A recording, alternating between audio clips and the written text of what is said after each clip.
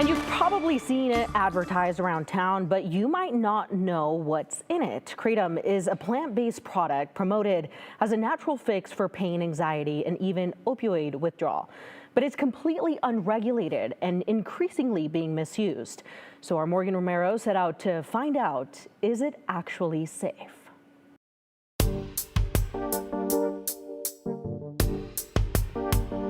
It blows me away. It's everywhere. Once you're familiar with that, or metragenine, kind of the other name, like you'll see it, it's like, oh, there it is, there it is. This is essentially a medical product that is poorly labeled, that people are treating like a caffeine shot. Drive down any main road in Boise, you'll see vape shops, smoke shops, even convenience stores selling Kratom products. Kratom is an herbal extract from the leaves of a Southeast Asian tree, which contain two main psychoactive compounds, mitragynine and 7-hydroxymitragynine. For centuries, workers in Thailand used it to have more strength and endurance during long, hot days. What was found about 20 years ago was that Kratom makes a chemical that's very similar to our prescription opioids, and that gives people a sense of well-being. At low doses, it has a stimulant effect. At higher doses, it acts like a painkiller. Trevor Howland took an ounce of Kratom powder, like this, every day. They literally gave me a scooper and just said, this many scoops of the powder. That's all I knew.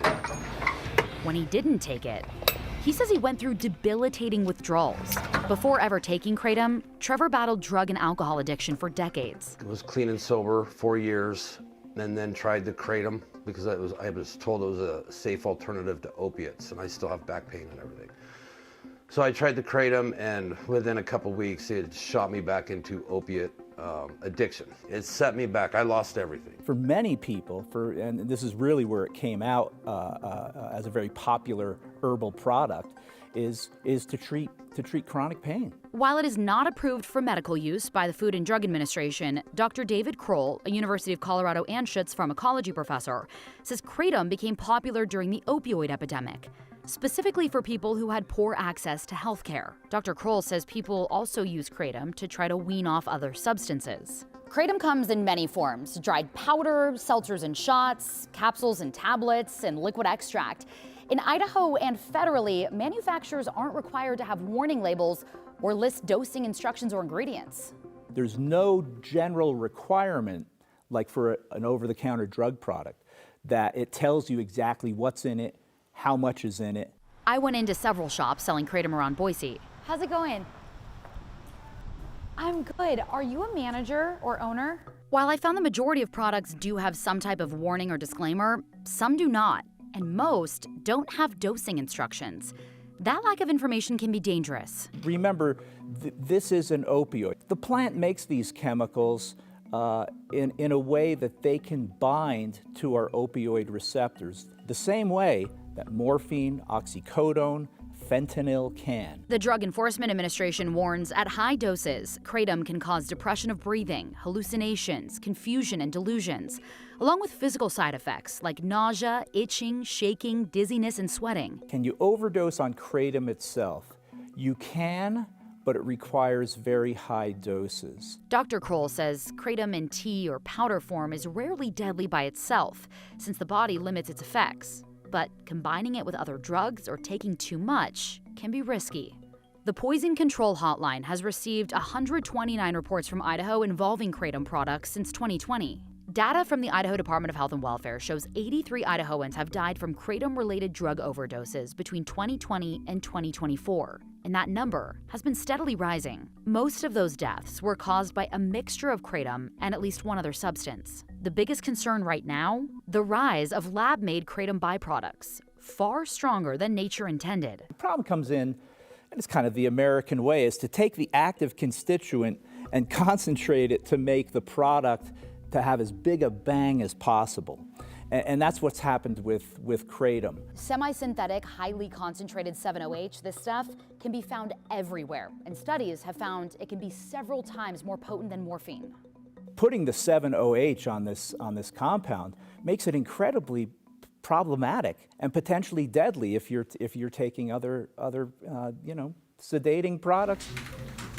I mean, just past several years, really, just been seeing a significant increase in Kratom. North Point Recovery in Boise has more addicts coming in, checking the Kratom box in their paperwork. And when it's marketed as, hey, take this to stop drinking, and it's like, oh, okay, that sounds very appealing. It's like, okay, and might work for a short duration, but then once they develop that dependence, what we're seeing usually is like a dual addiction. And we've had patients, it takes up to 30 plus days, for them to fully come off of 7-OH. The FDA came out with a warning about 7-OH this summer, calling it a public health threat. The agency recommended the DEA classify it as a Schedule I controlled substance, putting it in the same category as heroin. But currently at the federal level, 7-OH and Kratom in general are legal and unregulated.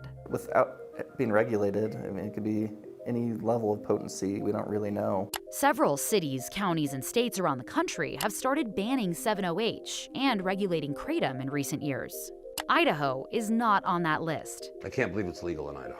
The only requirement, you have to be at least 18 or 21 to enter most of the shops we went into selling Kratom, except for convenience stores. Would you like to see an overall ban of this substance? Yeah, I would. That would be great. In my ideal world, 7-OH and concentrated mitragynine products would be off the market. My ideal world, patients could still have access to the powder, make the tea themselves at home, and treat their pain, especially for those in our rural areas and underserved areas where it's very difficult to see a healthcare provider. How did being addicted to Kratom affect your life? It affected every aspect of my life. My relationships suffered. I lost about 30 pounds from it, 30, 40 pounds. I didn't think as straight.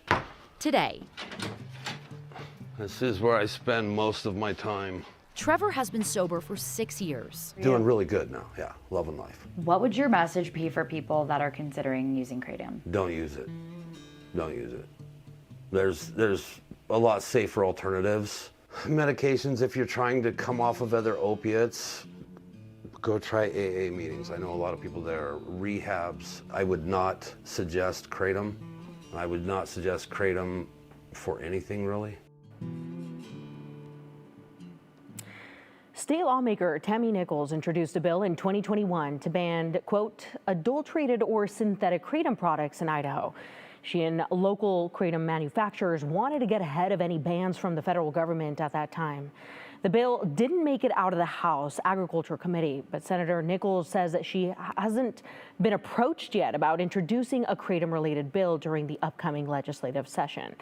But if you or someone you know is struggling with addiction, there is help. And you can find resources, including contact information for North Point Recovery in this story on our website. That's ktvb.com.